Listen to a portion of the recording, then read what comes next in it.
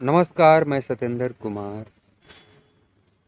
आज बड़ी दुख के साथ कहना है कि हमारे पूर्व प्रधानमंत्री डॉक्टर मनमोहन सिंह अब हम लोग के बीच नहीं रहे। उन्हें विनम्र श्रद्धांजलि।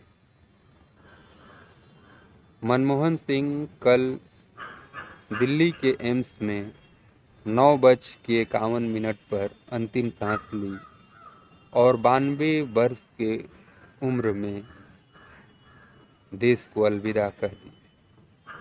हालांकि वो हमारे दिलों में हमेशा जिंदा रहेंगे। उनकी आर्थिक नीतियाँ हमेशा देश के काम आती रहेगी। उन्होंने जो योजनाएं बनाए हैं, बेशक सरकारें ने उन योजनाओं का नाम बदल दिया है, लेकिन आज भी वो ये योजनाएं देश के तमाम गरीब, मजदूर, नौजवान के लिए आज भी लाभदायक हैं।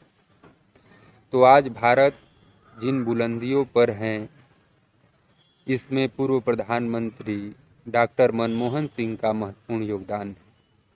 मनमोहन सिंह 1971 से लेकर 2014 तक अलग अलग पदों पर रहते हुए देश की सेवा की, चाहे वो इकोनॉमिक एडवाइज़र हो, कॉमर्स मिनिस्ट्री में, फिर फाइनेंस मिनिस्ट्री में, और उसके बाद प्लानिंग कमीशन के अंदर उपाध्यक्ष रहे, जो आज नीति आयोग हैं।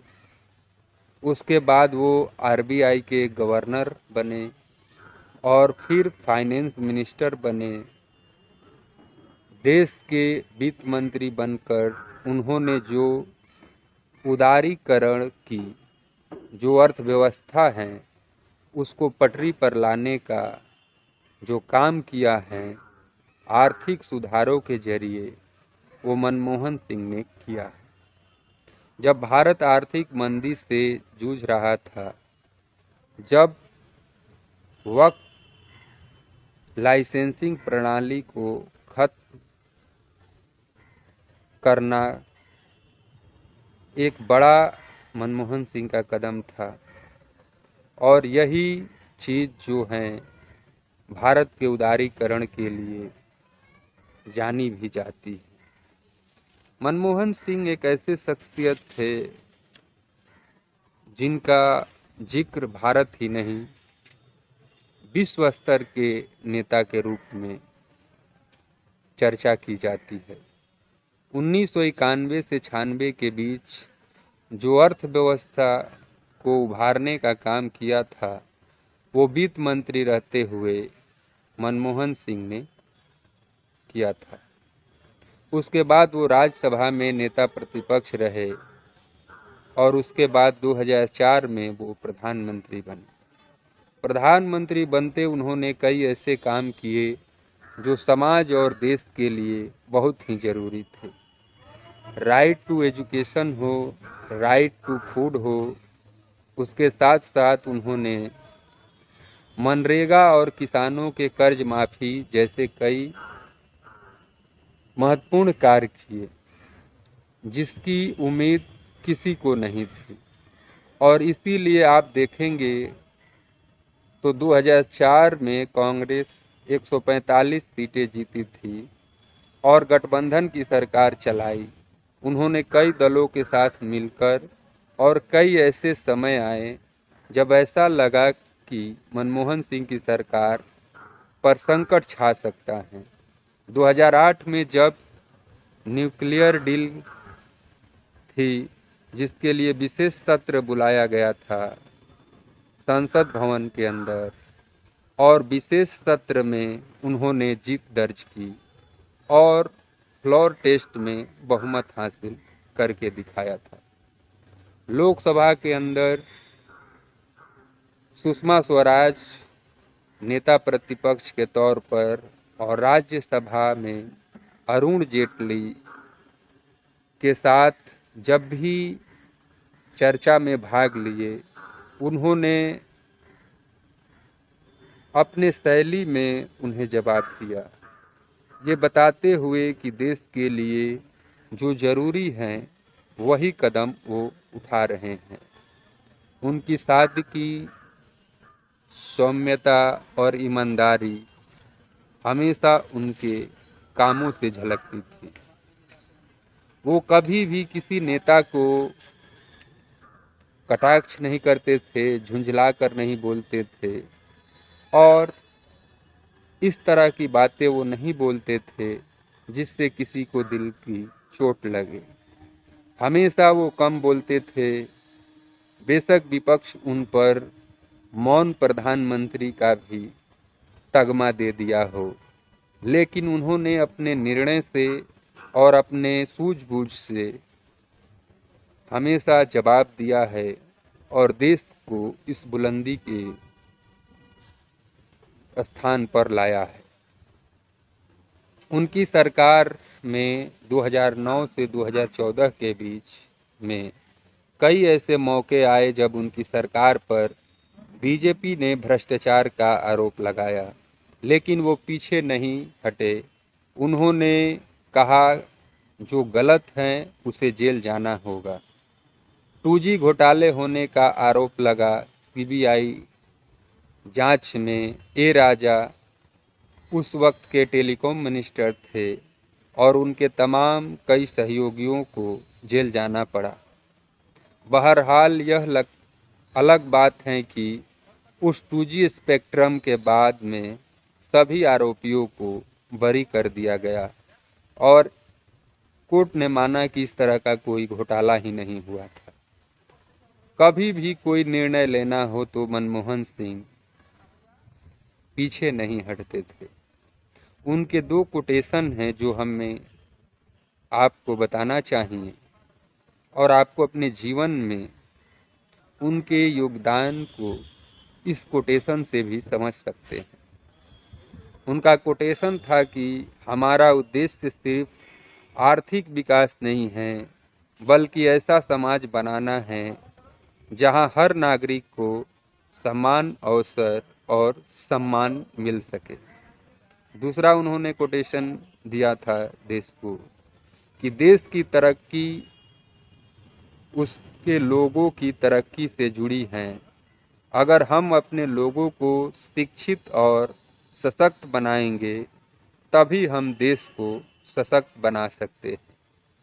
हालांकि उनके सरकार पर कई भ्रष्टाचार के आरोप लगे जो बाद में एक एक करके सब में उनकी सरकार बरी हो गई।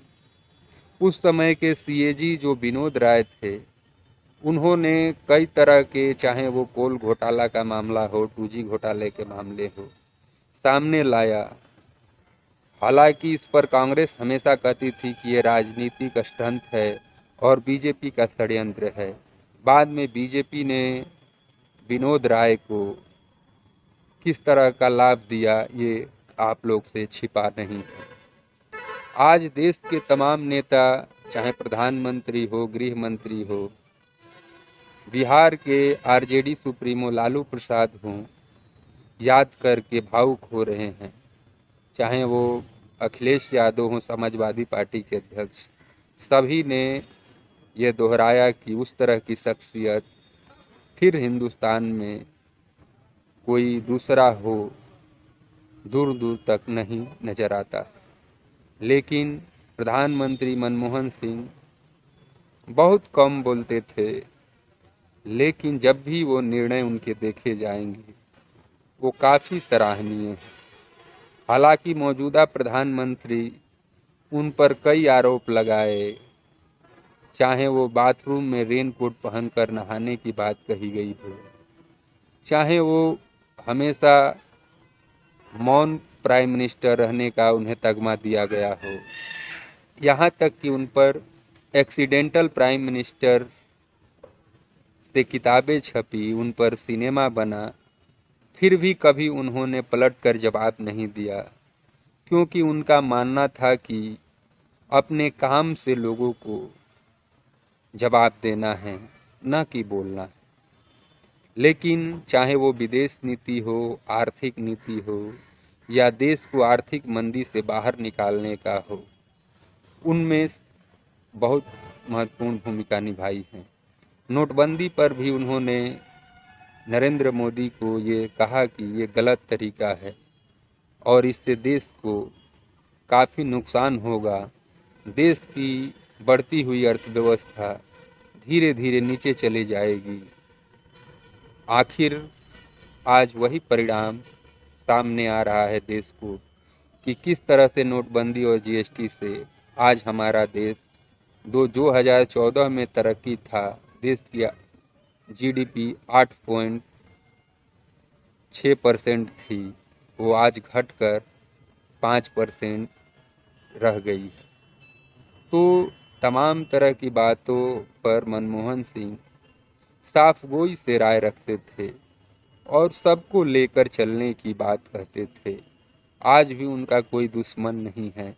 बेशक राजनीति में उन पर कई तरह के लोगों ने आरोप लगाए, लेकिन जब भी आप उनके राज्यसभा में या लोकसभा में स्पीच को देखेंगे तो आपको लगेगा कि एक ऐसे हमने नेता को खो दिया जो वाकई में हमारे देश के लिए अनमोल रत्न थे। कितनी भी मीडिया ने उन पर आरोप लगाए, लेकिन फिर भी उन्होंने किसी मीडिया के पत्रकार को बाहर नहीं निकाला। जिस तरह से आज कोई मीडिया का पत्रकार सरकार के ऊपर कोई आरोप लगा दे तो उसे जेल में भेज दिया जाता है, यूएपीए के धाराओं में केस दर्ज कर दिया जाता है, 5-5 साल 6-6 साल उसको जेल से निकलने नहीं दिया जाता है। लेकिन प्रधानमंत्री मनमोहन सिंह के कार्यकाल में इस तरह की कोई बातें नहीं हुई। हमेशा उन्होंने प्रेस कॉन्फ्रेंस किया और खुले तौर पर पत्रकारों के सवाल लिए और जवाब भी दिया। उन्हीं के शासनकाल में चाहे बच्चियों के लिए पॉक्सो एक्ट हो, महिलाओं के लिए पोस्ट एक्ट हो, चाहे जुवेनाइल बच्चों के लिए जेजेबी एक्ट हो, वो सारे कानून उन्होंने अपने कार्यकाल में लाया ताकि बच्चों के साथ न्याय हो सके, महिलाओं के साथ न्याय हो सके। और आज हमारे बीच नहीं रहे, ये काफ़ी देश के लिए क्षति का बात है, लेकिन प्रभु उनके आत्मा को शांति दे और हमारे तरफ से, पूरे देशवासियों के तरफ से एक बार फिर विनम्र श्रद्धांजलि और उनके परिवार को इस दुख से घड़ी से उबरने की प्रभु शक्ति दें। आज इतना ही। जय हिंद, जय भारत।